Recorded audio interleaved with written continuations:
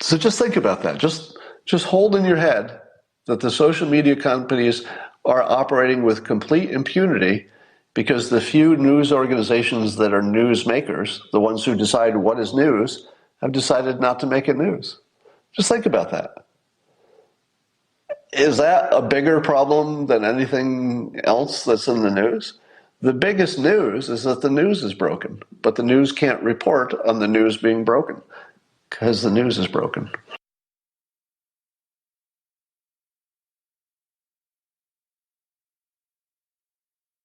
Did you see the story?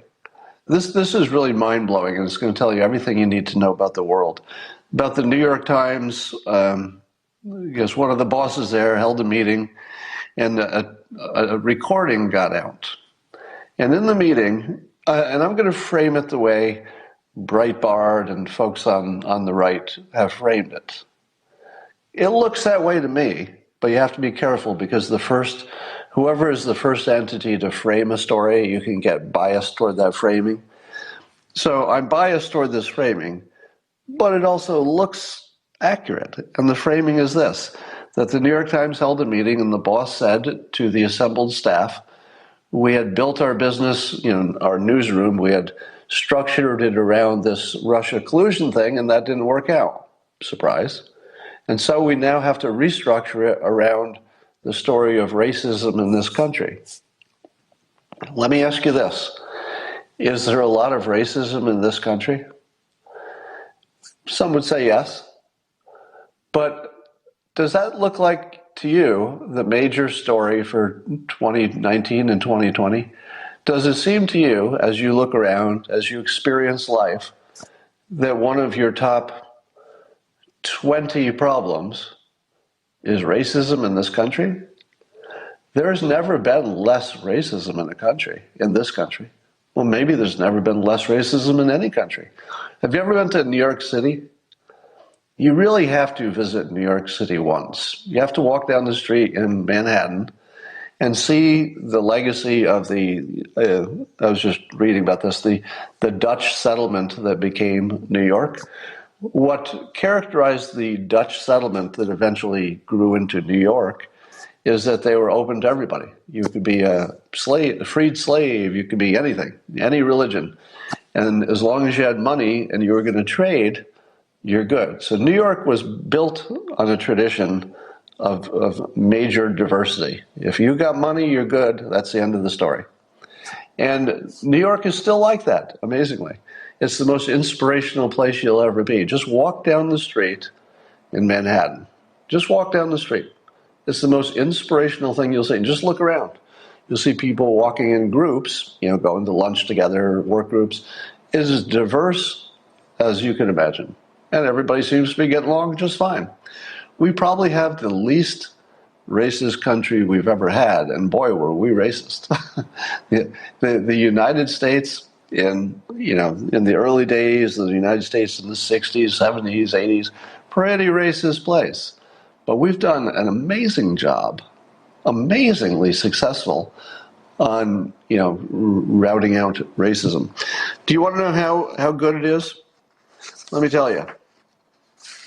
This is a quote from AOC, a recent one, in which she's talking about racism to some crowd. And here are the words she uses. Now, before I read you AOC's description of the racism in the United States, let me tell you what a real problem sounds like when somebody's describing it. Here's what a real problem sounds like. There's a major fire burning down houses. That's what a problem sounds like. Bob was murdered. That's a problem. There's a recession. That's a problem. There's an earthquake. That's a problem. There's a war. That's a problem. Those are problems. Do you know what all of these things had in common that are problems? How easy they were to describe, right? I could describe that real easily. There's a war. Somebody got killed. There's a recession.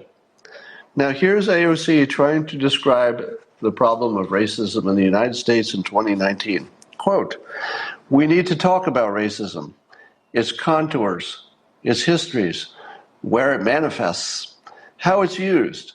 Because like all winning political phenomena, whether good or bad in your opinion, they rely on coalition building. So Trump relied on a coalition, and a core part of that coalition were racists building a coalition with all sorts of other people that could be susceptible to racist views. And they were blankets and layered and made people feel good about it not being a racist thing. I'm going to read that again.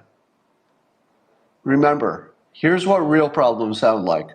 Bob was murdered. There's a fire. There's a hurricane. There's a recession. There's a war.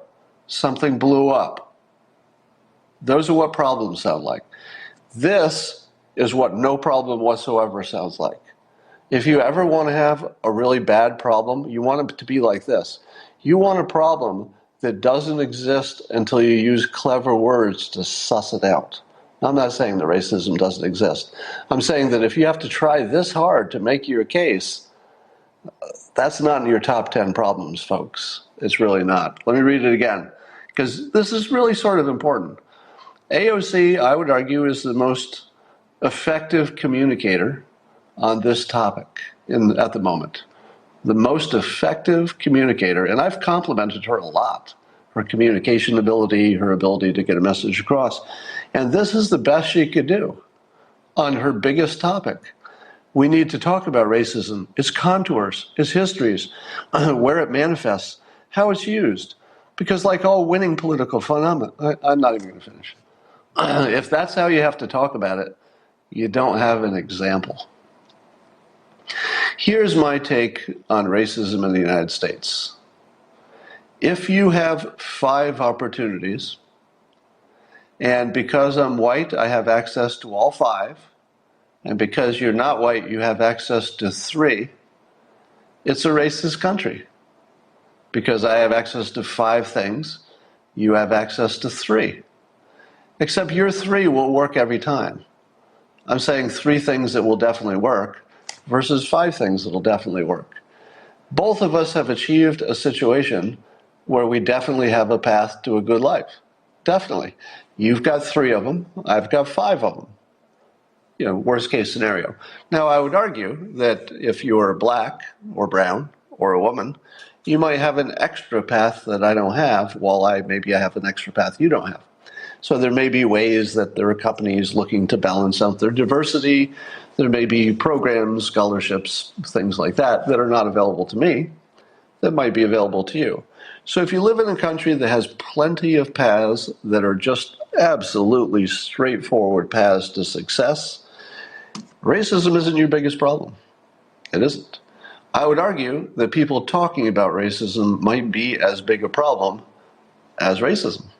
Because the talking about racism is what makes you feel like it exists, feel like it's oppressive, feel like maybe you should be thinking about it more, feel like that's the way you should frame your life. We've actually reached a point where the talking about the racism is what's ruining the country, whereas the actual base racism, when was the last time you saw racism in your daily life? Seriously. I try to think of an example in my actual life where I saw a racist thing. I saw a person make a decision based on race. It just doesn't happen. I just don't see it. And I would see it, because I would see people who would be making those decisions in private. I'd see people saying, we can't hire this person or whatever. I just don't see it. I see people talking about it, though. All right. Let's talk about, getting back to the question of the New York Times. In a normal world, this would be, if things worked sort of the way you would like them to work, the story about the New York Times saying to its staff that they were going to change their main focus from Russia collusion reporting to racism reporting in the United States should tell you exactly what Breitbart, the way, Nolte? Had a great article on this. Yeah, John Nolte for Breitbart. You have to read it. I just tweeted it, so you can find it in my Twitter feed. But he wrote about this, and his framing was correct, which is essentially New York Times admitted that the news is fake. That's what I saw.